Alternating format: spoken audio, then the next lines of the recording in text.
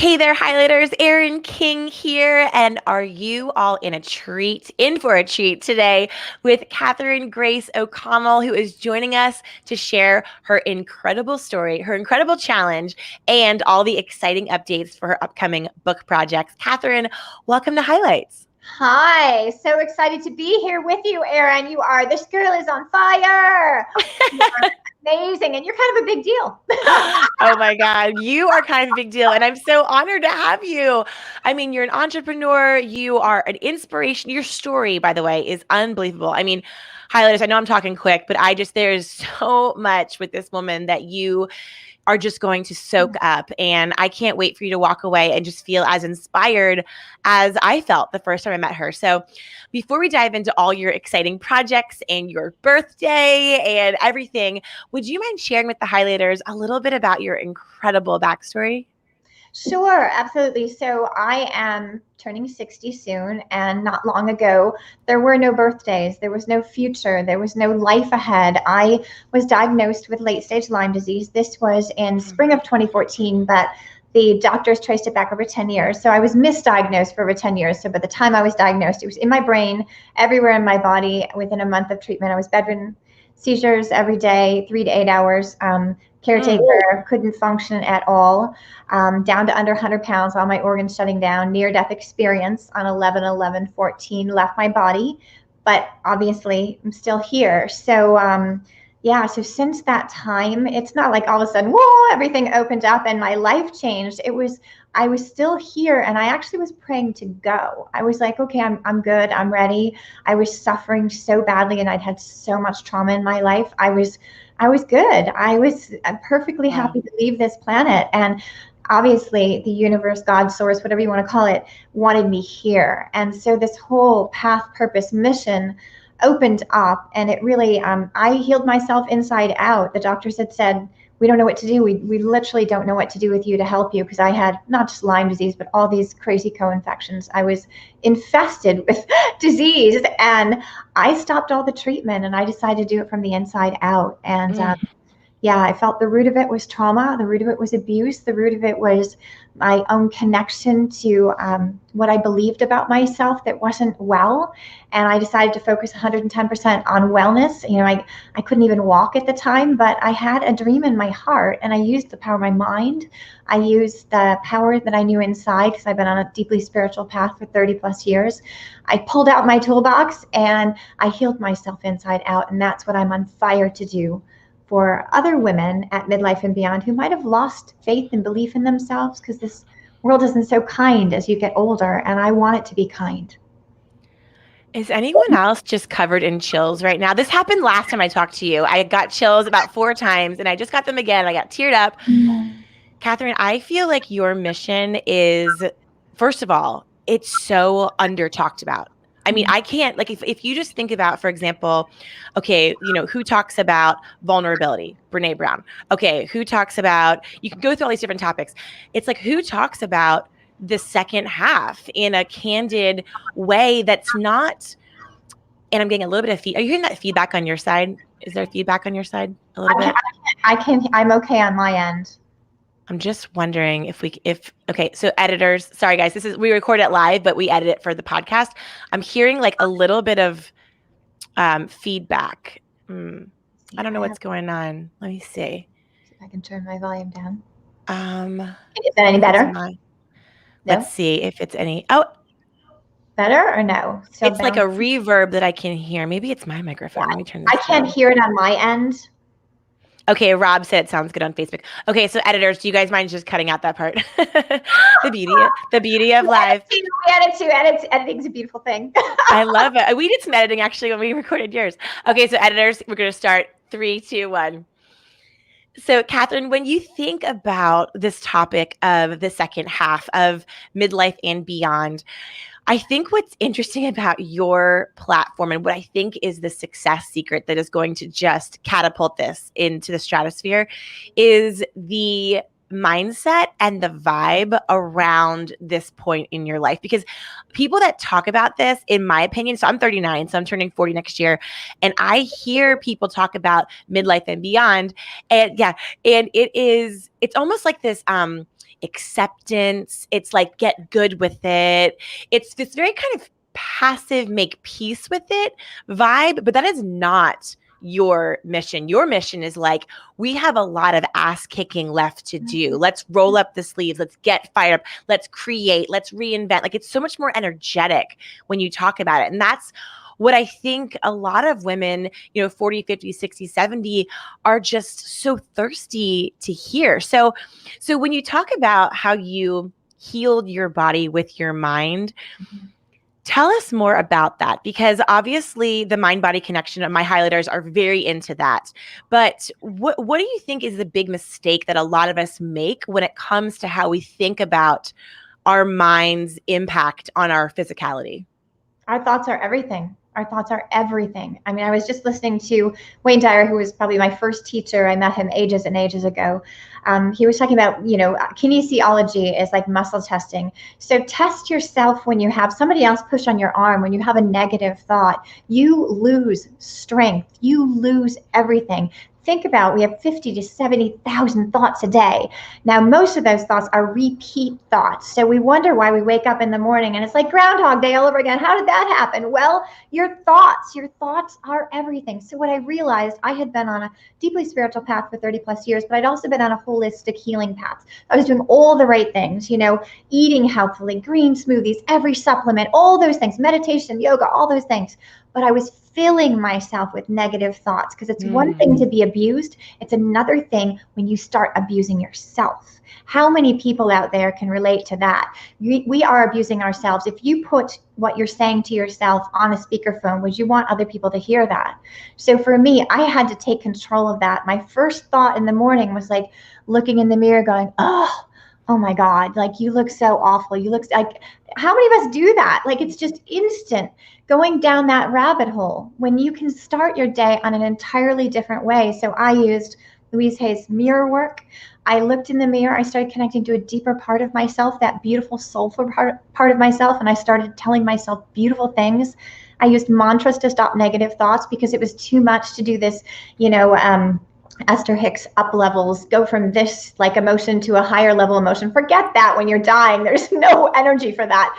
So I was like, I used a mantra. My mantra was Om Namah Shivaya. And so every single time I had a negative thought, I would start saying that to myself. And like anything else, over time, it goes unconsciously. So I would sing it to myself and it would stop the pattern, broke the pattern of the negative thinking.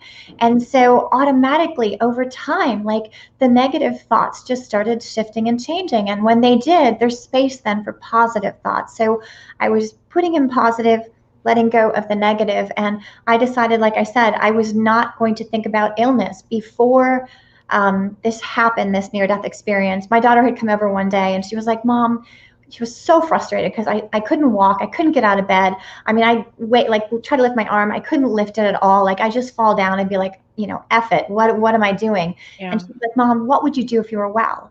And I said, I travel the world. And I was like, what? Like, where did that come from? But I was like, that's a dream. That's inside of me. So in that moment, I made a decision, and that was like, illness is gone. It's wellness.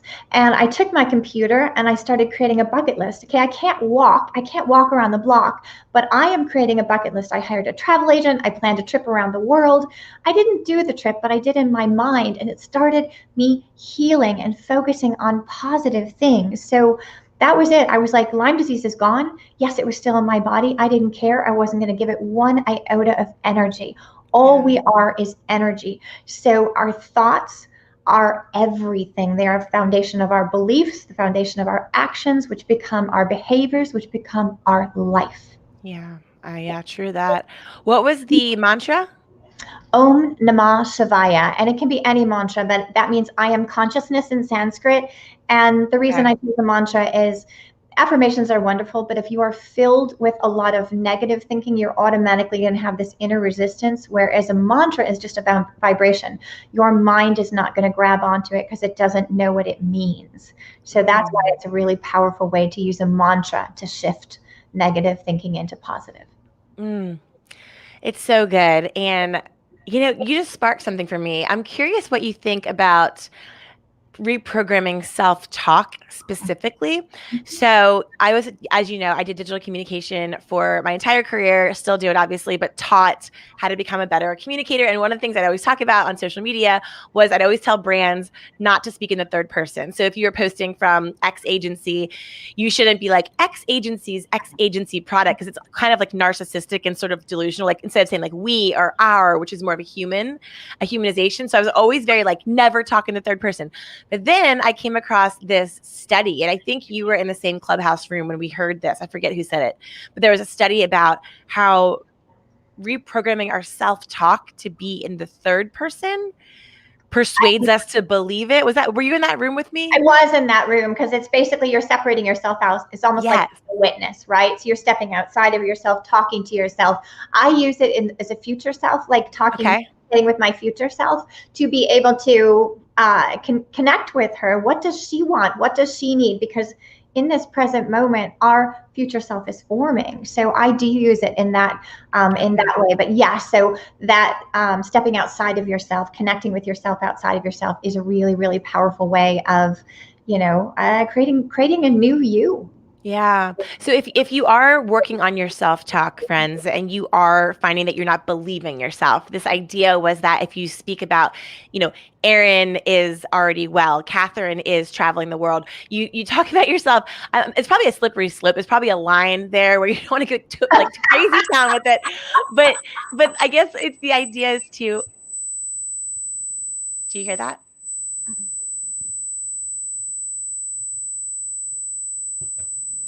Hold on. It's like, oh my God. Hold on. Sorry.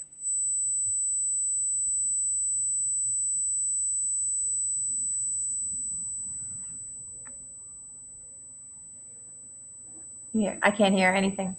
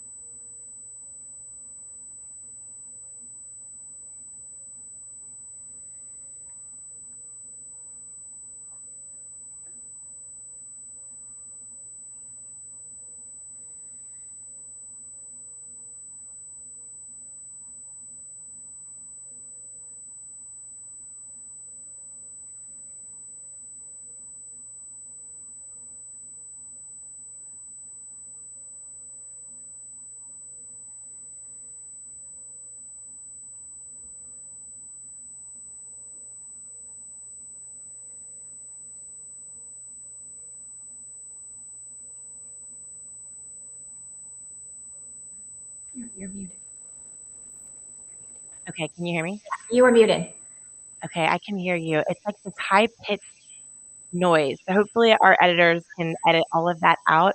I can still hear it a little bit, but Do you want me to break and get, we usually don't use the headphones because it's usually okay, but do you want me to break and get just some wired headphones in? if you have them, that would be Yeah, great. And I'm just gonna dip out and back in with unplug everything real quick. I'm not sure what this is. I'll give it a try. Thanks, June. I know. Oh my God.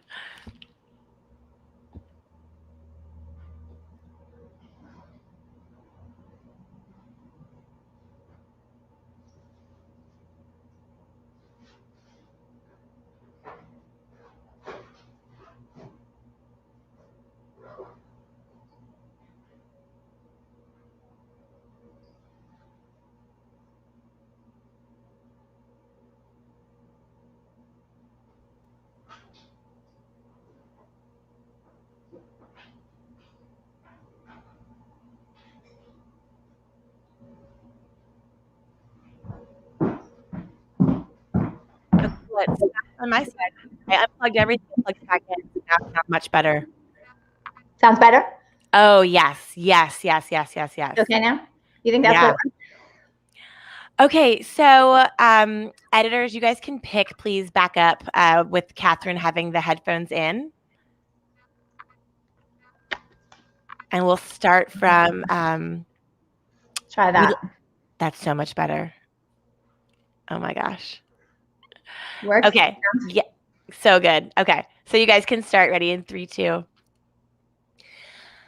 So Catherine, I love this idea of reprogramming our self-talk, of shifting from speaking in the first person where maybe we don't actually believe ourselves because we don't see ourselves as this credible source, but you're talking about using your name in the third person as in future Catherine and manifesting that. I love that so much. It's such a practical way to reframe and reprogram that inner monologue in a way that has helped me tremendously. It sounds like it's also helped you. But what I'd like to talk about, kind of building on that, is for our highlighters who are maybe, let's say they're turning 50 or turning 60 or turning 70. Your 60th birthday is coming up here in July. Happy early birthday. Thank you. And you have created this incredible challenge that you are undertaking called the 60 Challenge. Can you give us more info about that? I'd love to hear more about this. Sure, it is 60 days to 60. So on May 8th, kicked it off. And that basically was the 60-day countdown to turning 60. And, the reason we came up with this idea was, first of all, many of us did not have our best year in the past year. There was a lot of stress. Maybe we, not doing our normal routines. For me, I haven't left my home and other than to move and stuff and go to the grocery store, but everything, all self-care went by the wayside. My yoga class was gone, all those things that I loved. I wasn't feeling great. They think I was an early case of COVID. I was diagnosed with COPD, which means I've got pretty scarred up lungs. So a lot of things changed. So last year was a really tough year. So I wasn't looking my best. I wasn't feeling my best. I wasn't doing my normal things. So here I am turning 60 and I'm like, darn it, I want to look and feel my best. So I have this 60-day period, which I'm going to do it from inside out, outside in, from home, and bring people along in the journey. So we just, I worked with Strivectin for a long time, so they are my sponsor now. So I'm basically using all their products head to toe, and then everything inside out to all my healthy stuff that I'm sharing, just kicking it up a notch. I have Casey Duke, who's my personal trainer. She's like Denzel Washington's personal trainer. I mean, she's worked with all the amazing celebrities. She's 66. She is so amazing. And I wanted a woman that understood an older woman's body, that had been through all the crazy hormonal changes, and she had a hip replacement last year. So she's killing it out there. And so she's helping my physical body. I've got Kevin Steele is going to be doing the photo shoot down in Austin for my birthday. And it is a pretty nude photo shoot, let's just say, showing what I call my infit, which is basically a hard one, decades of working on my inner world and stepping into self-worth, self-confidence. So leaving the outfit by the side and really showing myself in only my infit. I love that on every possible level. And congratulations on this incredible milestone and just modeling, walking the walk and walking your talk and modeling what it looks like to reinvent whatever we think 60 or 70 or 80 or whatever should look like. And I love that. I love that you have a story that is so powerful, that you have overcome using the power of your mind. You've done the work. You continue to do the work. What would you say to women listening to this podcast who are going to see some of these video clips and be like, okay, this girl does not look 60. She looks 30, first of all. And that are going to say, okay, I haven't even had this Lyme's disease, like I thought I was going to die moment. And it's like, you're such a superwoman that sometimes I wonder if people are listening and they're like, could I ever do any of that? Like what can we do if we feel like we don't know where to start with all of this? Or if it just feels like, maybe that's for superpower women like Catherine and Grace O'Connell, but maybe not for me. Like what, I guess, why do we feel like that? And if we are responding that way, what is something we can do to kind of reprogram and not feel so like, well, she can do that, but I don't know if I could. You know what I'm saying? And let's be real, we all think that way, right? So first of all, that's just a belief, right? That is a belief, and it's a false belief. It's a disempowering belief. It's a limiting belief. So we change it, we reframe it, we question where it came from. We look at, so the way energy works, I'm an energy worker. I've been trained in a zillion modalities, a Reiki master teacher. We look at the root like anything else. I healed Lyme disease by the root. I knew the root of it was abuse and trauma. I knew that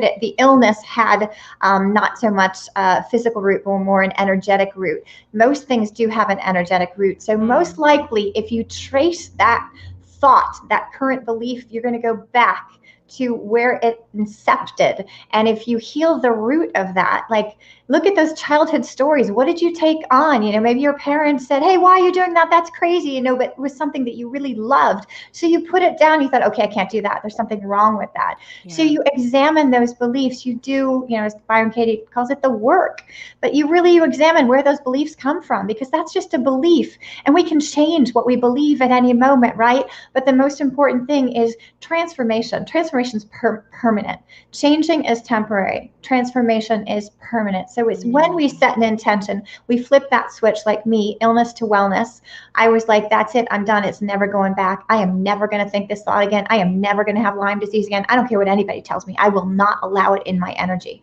Wow. So what do you want? Who do you want to be in 10 years? What do you want your life to look like? Well, what are your thoughts doing right now to get you there? What are your beliefs doing right now to get you there? You can change them right now.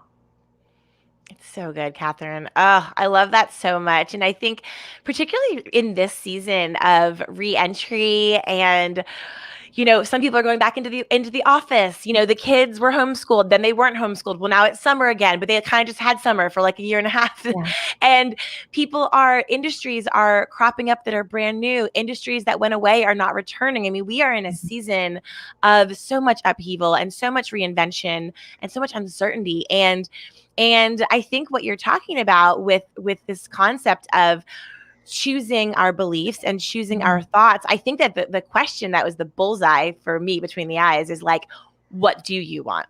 Because I think in this, I don't know about you, but in this pandemic season, I think a lot of us became clear on stops. But I think now is this blank journal page, and we're asking ourselves, well, which are the right starts? I think the pandemic gave everyone perspective of the people that maybe they didn't know as well as they thought they did, or the activities or places they were investing their time that doesn't really serve them the way they thought. And so I think that knowing what we don't want anymore is so much easier in this time than knowing what we should be moving towards, what we do want. So do you have any, obviously wellness and being healthy, that's an easy one. Like if you're right, you've got your big, you got your big. Yeah, like Maslow's hierarchy of needs. So once those are solved, how do you coach your clients to begin to answer that big, juicy question of what do you want? Well, I think for me at almost 60, you go back to like your younger days, right? Yeah. Because we know what we want then. We're not questioning ourselves. We know what brings us joy. We know what lights our fire. We lose that over time. So we go back then, for me, it was fashion. Oh my God, I love fashion. And so I've got like the list ears. These things pop out all the time. So for me, that was shamed out of me, right? It was like, that's stupid. That's superficial. Don't do that. So I went on a major corporate track. I was in international finance and economics and all these things that weren't me. So if I go back then, obviously I picked up fashion now, but I use it as a medium to get my message out there. So I was able to tie it in. So I love fashion, but it had to be more than that for me. I had to add a message because I've always been very service oriented, even as a child. I mean, I did a tremendous amount of volunteer work starting as a very, very young girl. So I had to marry the two. So both of those things, the inception is childhood, but it's really the inception is in my soul. That's who I was born to be. So you've got to go back then, because as we get older, we have all these layers, and many of those layers projected onto us by others that aren't us. But we've had them for so long that we don't know how to separate them. So you need to question everything. Like, where does that belief come from? That you look at a child and they're not saying, I can't do this, I can't do this. Like, they think they can do anything. So we can do anything. We've proven what we can go to the moon. We can do anything. We can.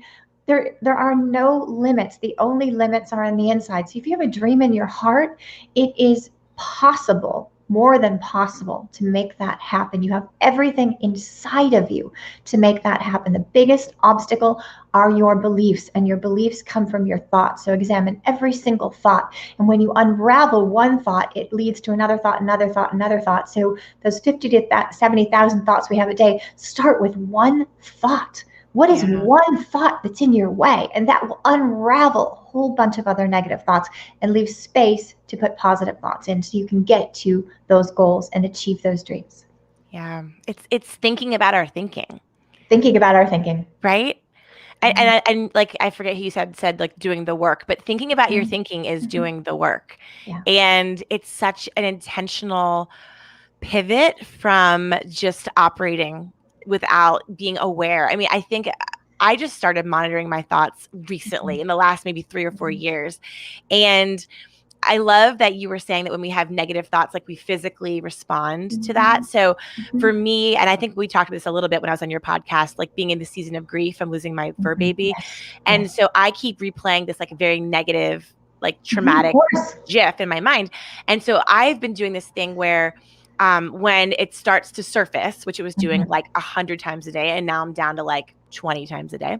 I was doing a physical, like I was snapping my finger every time, like I was like literally like change the channel, change it. Like, but you're literally like, people are like, well, I can't help it. It's like, no, you can help it, and you must. You right? And that's so that's a story. Kind of different. That's just a story we're telling ourselves, right? So of course we can change anything, but you're absolutely right.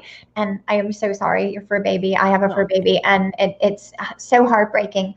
But in that moment, there's a wonderful book by Dr. Joe Dispenza. It's called Breaking the Pattern or Habit of Being Yourself. And it gives you, really the science, but also the system on how to do that. Because breaking the pattern of being ourselves starts in here. It's our neural pathways.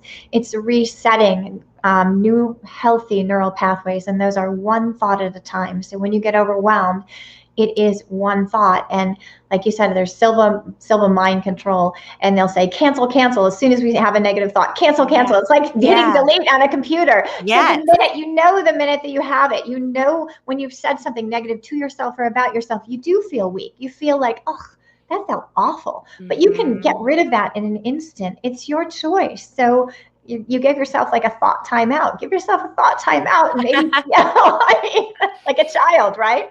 I love that. A thought timeout. That's so good. That's so good. So what would you say we have a lot of network marketers and entrepreneurs and small business owners that right now are in a season of surviving, not necessarily thriving. What would you say about redefining what success looks like for us? A lot of people listening to this podcast, a lot of the highlighters are overachievers. They're like you, they're like a me. They're a doer, they're a multi-entrepreneur, they love starting new ventures. A lot of us are just in operation mode. And oftentimes it's like we don't make time and space for this work because we feel like it's a luxury. It's a nice to have, not a need to have. And so what would you say to someone listening right now who's like, I am just like trying to just keep going. I mean, like how keep it together. Just keep it together. Like, I'm exhausted. How am I going to add one more thing? But it's not about adding anything. First of all, we come into this world in a state of being. Then we turn into human beings. We turn into human doings. It's when we marry both that we actually are able to truly succeed. I have my own sort of philosophy on this. So the doing plane is this plane. It is a horizontal plane. The being plane is a vertical plane. It's when we do both. So we have to do. But if we be and do, then we're going up like this, right? So it's like an elevator. That's what consciousness is. It's an elevator. Every floor that you go to opens you up to a new paradigm, a new reality, new possibilities. If you're just doing, you're going to stay on the same floor. You're never going to go up. You're never going to have new realities and new possibilities open to you. That is from a state of being. That is from changing the inside. My mind just exploded. That is so good. Is that yours? That's It's brilliant. mine. It's mine. Yeah, it's Oh, mine. I'm like that it, is brilliant. it's Is that the new book? Is that what the new book's about? it's The Catherine definitely book? going to be part of the new book. My whole Oh, it's book so is good. going to be all about, and this stuff isn't hard. We make it complicated. You're like, oh my God, I'm overwhelmed, but it's really not. You know, we're Yeah. here to be, and what we get in this world, in this materialistic human world, we're looking at the doing because we're looking at the material. But who are the happiest people in the world? They're the people who've been doing the work on the inside. And Oh, I did a couple blog posts recently about the commonality of people who were in the state I was in, about to lose their lives, or people that maybe have, are just dying of old age. They all carry, almost all of them, a similar regret. And it's not, they don't regret what they did, they regret what they didn't do. mm.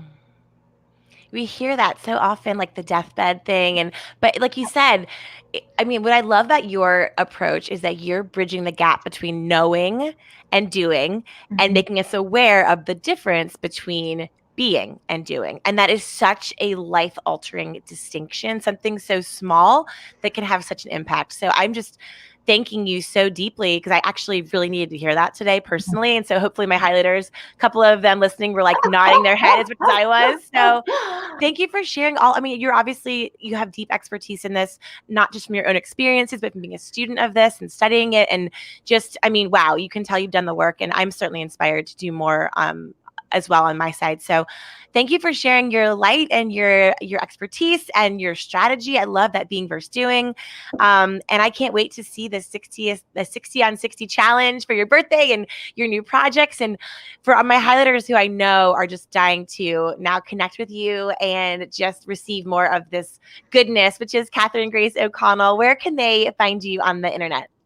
Sure. I am at my blog, CatherineGraceO.com. I have Instagram at Catherine GraceO. I have a Forever Fierce community over here on Facebook. It is a global community of women at midlife and beyond. It is the tribe with the kind vibe of Midlife Matters Club over on Clubhouse. I have my podcast talk show, Mastering Modern Midlife. We're launching a new one called The Collectives, all of diversity and inclusion.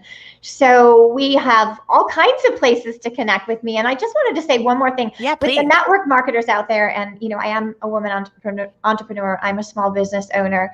I have been a network marketer. So the thing in network marketing is personal development that underlies everything. So that's the being part. Every person in that, top tier of network marketing does the inner work. And that is why they're in that top tier. So true. Thank you so much, Catherine. I'm going to link to everything you just said in the show notes so everyone can connect with you and your community and find you. And today was just a joy. So thank you so much for being here. And I can't wait for my highlighters to get to learn more from you. So delighted to be with you, Erin, and so nice to meet your highlighters. I can't wait to connect with me. Absolutely. Have a good one, Catherine. Talk to you soon. Take care. Thank you again.